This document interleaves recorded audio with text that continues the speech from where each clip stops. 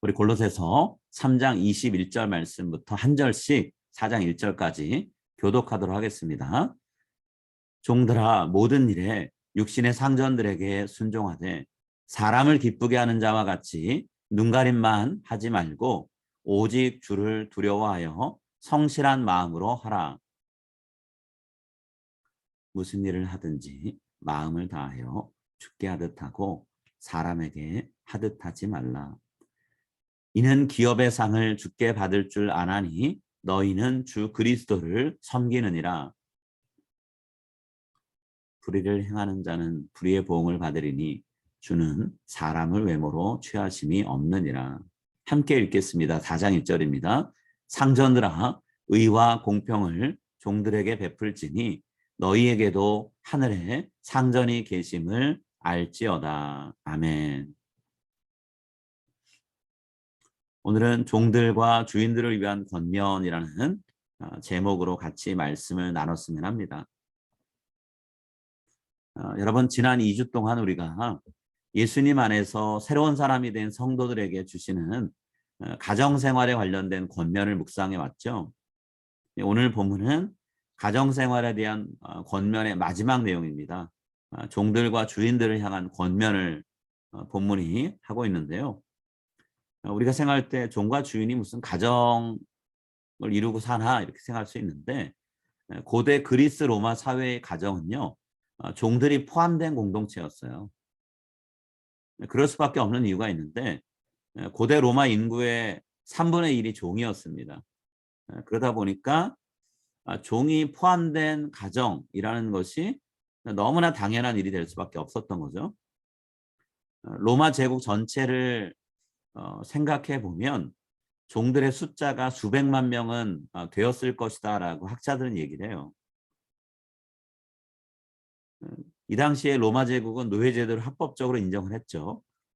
그렇기 때문에 숫자를 생각해 보나 제도를 생각해 보나 노예가 없는 상태에서는 제국이 운영될 수가 없는 거예요. 과거에 이집트가 그런 식으로 운영됐던 거가 비슷한 거겠죠. 여러분, 노예 제도가 없이는 운영될 수 없는 제국, 노예 제도가 합법화되어 있는 그런 제국이라면 그런 제국 사회를 바꾼다라는 건 하루아침에 이루어지는 일이 아닐 거잖아요. 상당한 시간과 노력이 필요하겠죠. 오랫동안 이어져 온 제도가 있다고 하면 하루아침에 바뀌지 않죠. 또 그것이 있어야만 한 사회가 유지될 수 있다면 그걸 없애려고 하는 사람보다는 유지하려는 사람이 더 많습니다. 그렇기 때문에 변화에는 상당한 시간과 노력이 필요하다는 거예요. 그런 현실을 알기 때문에 바울은 오늘 본문에서 지금 당장 노예제도를 폐지해라 뭐 이런 식의 주장을 하지는 않고 있어요. 그렇지만 주인의 권한을 상대화시킵니다. 축소시키고요. 종들의 영적인 지위를 높여주고 확고히 해주는 걸 통해서 노예 제도의 변화가 일어날 수 있도록 출발선에 서도록 하고 있어요. 물론 궁극적인 목표는 분명하죠. 바울은 이 4장 말씀하기 전에 3장 11절에서 예수 그리스도 안에서 종과 자유인, 종과 주인은 차별이 없는 하나님 앞에서는 모두가 동일한 인간이다 라는 얘기를 했어요. 결국에는 그 말을 통해서 노예 제도가 없는 세상, 노예 제도가 사라진 세상을 하나님은 원하신다라고 얘기한 거죠.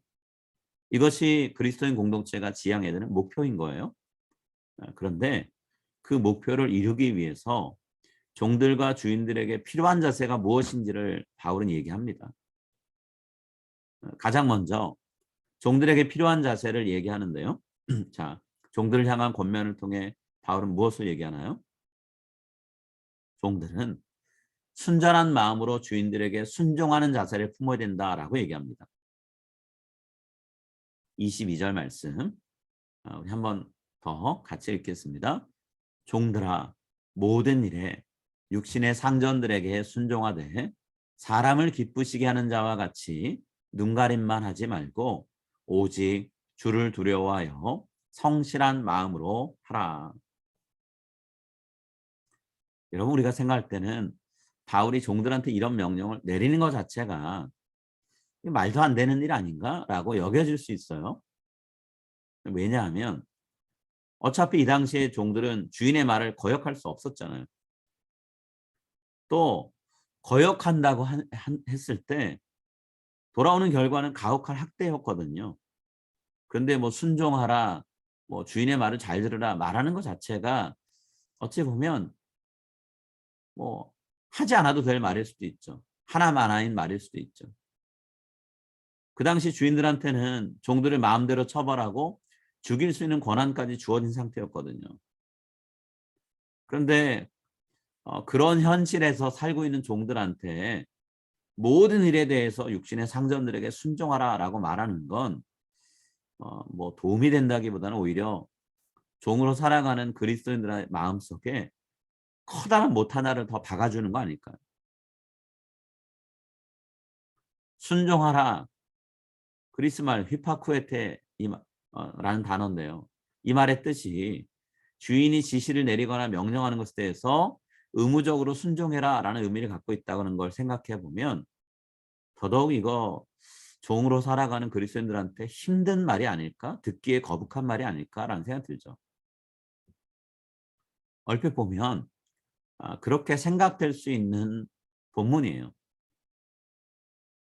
우리가 바울이 이 내용을 이야기하면서 제일 먼저 사용한 단어가 무엇인가를 생각할 필요가 있습니다. 자, 이 말씀에 제일 앞에 어떤 말이 있나요? 종들아라고 하는 말이 있죠. 종들아. 바울이 왜 종들아라는 말을 제일 먼저 썼을까요? 대상이 종들이니까 이 말을 들어야 되는 사람들이 종들이니까 그랬을 것이다 라고 생각할 수도 있지만 바울이 종들아 라고 부른 이 말은요. 그 당시에 종으로 살아가는 그리스도인들을 한 사람이 인격적으로 대하는 것을 얘기하는 거예요. 지난주에 우리가 나눴던 자녀들아 라는 말, 그 말과 같은 의미인 거죠. 자, 로마 제국 시대의 종들은 주인이 필요할 때 사용하는 소모품 혹은 도구였어요. 주인의 소유물입니다. 돈을 주고 팔 수 있는, 마음에 들지 않으면 언제든 내칠 수 있는 그런 대상이에요. 근데 바울은 지금 종들아라는 이 호칭을 통해서 종으로 살아가는 그리스도인들은 도덕적인 판단과 결정을 내릴 수 있는 엄연한 인격체다라는 것을 이야기하고 있어요. 그 당시에 어떤 주인도 종들을 그렇게 대해준 적이 없죠. 그러나 신앙을 가진 그리스도인 종들은 충분히 그런 대접을 받을 자격이 있다라는 거예요. 왜 그렇죠? 종들은 비록 신분은 주인과 비교했을 때 낮지만 하나님 앞에서는 하나님이 사랑하시는 아들이고 딸이기 때문에 그렇다는 거예요.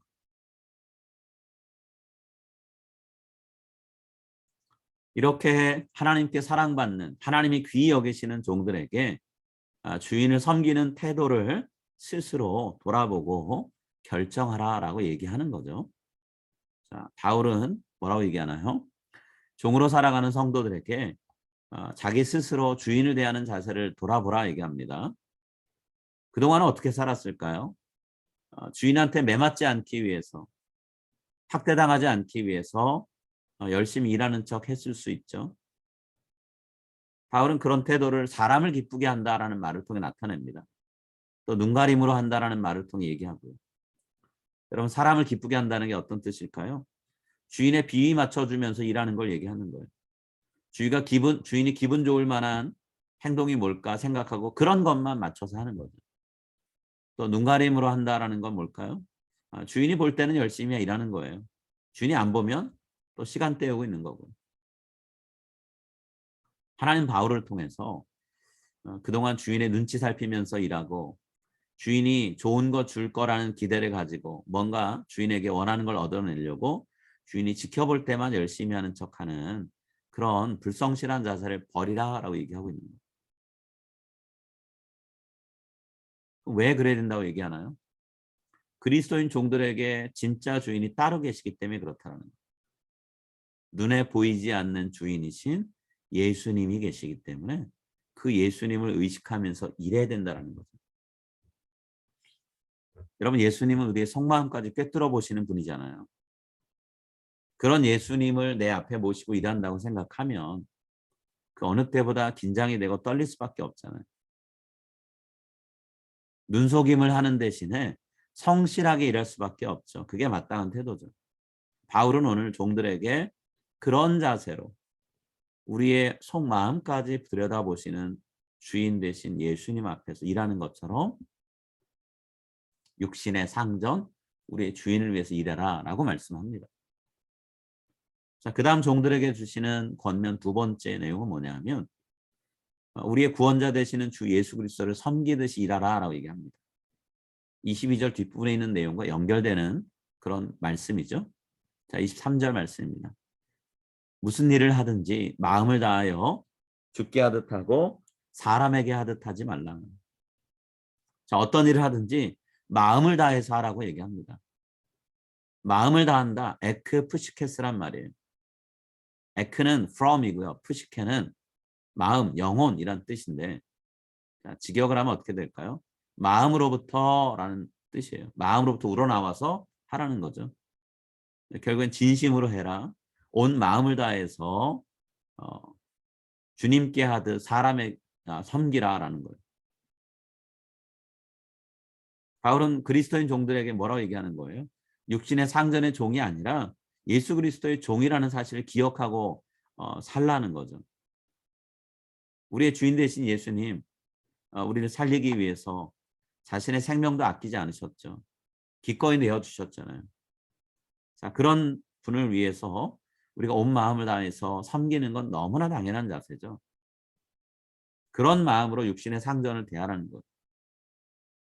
육신의 상전이 나를 잘해줄 걸 기대하고 혹은 나에게 잘해줬으니까 보답하는 마음에서 열심히 한다. 그것도 필요할 수 있지만 그러나 우리의 주인이신 예수님께서 육신의 상전을 잘 섬기길 원하신다라는 걸 생각하면서 그렇게 하라는 거죠. 물론 우리가 이런 마음으로 육신의 상전을 섬긴다고 해서 갑자기 육신의 상전이 그리스도인인 우리 종들을 친절하게 대해준다 예상할 수 없어요. 여전히 주인에게 매맞고 학대당하는 삶을 살 수 있습니다. 그러나 우리가 주님을 섬기듯 우리의 육신의 상전을 섬긴다라고 했을 때 우리에게 돌아올 결과의 몫은 육신의 상전으로부터 기대할 수 있는 게 아닐 수 있어요.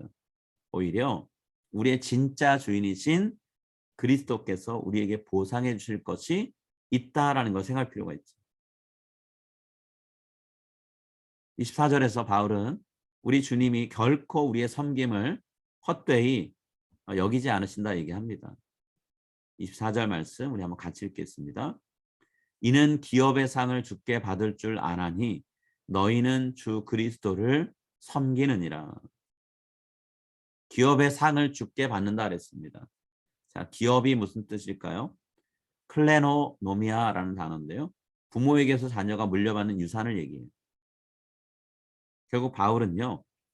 하나님이 우리의 아버지가 되어주셔서 우리를 종이 아닌 자녀로 대해주실 것이고 아들이요 딸인 우리들한테 하나님이 하나님 나라를 유산으로 물려주신다라는 것. 육신의 상전들은 우리를 종이라고 무시할 수 있습니다. 그렇지만 하나님은 종으로 살아오고 있는, 종으로 살고 있는 우리들, 성도들의 상처난 삶을 싸매고 회복시켜 주실 것이고 새롭게 해주실 거라는 거예요. 우리는 그것을 기대하면서 육신의 상전을 섬겨야 된다는 거죠. 어떻게 본문의 말씀, 이 약속을 우리가 정말 우리에게 일어날 현실로 확신할 수 있을까요? 바울은 근거를 분명히 얘기해 주고 있죠. 25절에서 하나님이 의로우신 분이다 라는 사실을 근거로 얘기합니다. 25절 제가 읽겠습니다. 불의를 행하는 자는 불의의 보응을 받으리니 주는 사람을 외모로 취하심이 없느니라. 하나님은 종들에게 불의를 행하는 주인들을 심판하는 의로운 재판장이십니다. 그 의로우신 하나님이 주인들이 종들에게, 그리스도인 종들에게 어떤 일을 하고 있는지 다 지켜보고 계세요. 하나님이 그분의 종들인 우리 그리스도인들을 소중히 여기시는 것처럼 육신의 상전이 자신의 종들을 대하지 않고 함부로 대한다면 주인들 나중에 하나님 앞에서 그 대가를 지불해야 된다는 거예요. 하나님이 이 세상에서 대단한 권세를 누리는 주인이 있다 하더라도 그런 사람들을 특별하게 대우하지 않습니다. 저들이 말하고 행동한 것에 따라서 하나님의 기준에 따라 판단하고 평가하시고 그에 따라 상과 벌을 내리실 거라는 거예요. 학대하고 함부로 대하는 주인들은 하나님이 벌하실 것이고요. 반대로 종으로 살면서 끊임없이 수고하고 애쓰고 눈물과 고통 속에 살았던 사람들이 있다면, 무시당하고 차별당했다면 이제는 그 사람들을 하나님이 품에 안으시고 귀하게 대해 주실 거라는 거죠. 여러분, 오늘 바울을 통해 하나님이 종들에게 주신 이 말씀을 통해서 깨닫게 하시는 교훈은 뭘까요? 우리가 살고 있는 미국 땅에 바울이 살던 시대와 같은 종, 노예, 제도적으로 혹은 현실적으로 그런 모습은 없죠. 그보다는 오히려 더 많은 모습은 수많은 직장에 고용돼서 직원으로 살아가는 그런 모습의 삶을 살고 있는 분들이 많죠. 내가 다니는 회사의 사장님, 소유주, 혹은 내 직장 상사가 오늘 바울이 이야기하는 내용에 나오는 육신의 상전이라 말할 수 있겠죠. 하나님은 오늘 우리들한테 그런 육신의 상전들을 속이거나 겉으로 볼 때 눈에 보이는 모습이 열심히 일하고 성실히 일하는 것처럼 눈속임하는 것 그만두라라는 말씀하고 계세요. 시간 때우기로 일하는 척하지 말라는 거죠. 직장 안에서 우리가 불성실한 사람 혹은 돈만 보고 혜택만 보고 일하는 사람이다라고 하는 부끄러운 낙인이 찍히면 안 된다라고 말씀하고 계시는 거예요.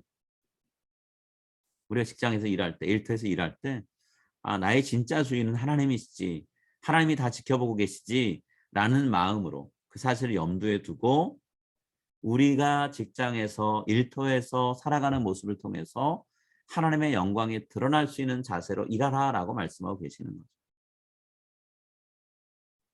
직장 상사, 직장 동료들이 우리가 일하는 모습을 보면서 정말 그리스도인은 다르구나라는 것, 그리스도인 직장인의 차별화된 모습을 경험할 수 있도록 해줘야 된다는 거예요.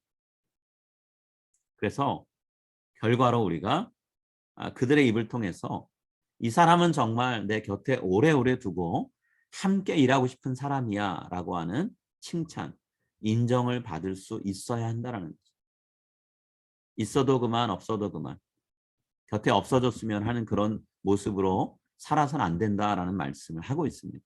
이것이 종들에게 주시는 권면을 우리가 우리 시대에 스스로에게 적용할 수 있는 말씀입니다. 자, 그 다음으로 우리가 살펴볼 내용은요. 바울이 주인들을 향해서 제시하는 권면의 내용인데요. 여러분, 그리스도인 주인들에게 바울은 어떤 권면하나요? 종들을 대할 때 의롭고 동등하게 대하는 자세로 저들을 바라보라 얘기합니다. 4장 1절 말씀 우리 한번 같이 읽겠습니다. 상전들아, 의와 공평을 종들에게 베풀지니 너희에게도 하늘에 상전이 계심을 알지어다. 제가 앞에서 이런 말씀 드렸죠. 주인들의 무제한적인 권한을 축소하는 말을 바울이 한다라고 얘기했는데요. 바로 지금 이 말씀입니다. 바울이 살던 당시에 주인들은 종을 자기 마음대로 할 수 있었어요. 죽여도 어느 누구도 뭐라 할 사람이 없던 그런 시절이었습니다. 자, 이런 때를 살던 주인들에게 바울은 어떤 요구를 하죠? 종들에게 의를 베풀라라고 얘기합니다. 의를 베풀라. 여기서 얘기하는 의라는 단어는요. 토디카이온이란 말인데요. 하나님의 의로운 성품을 나타내는 형용사인 디카이오스에다가 관사를 붙인 명사예요.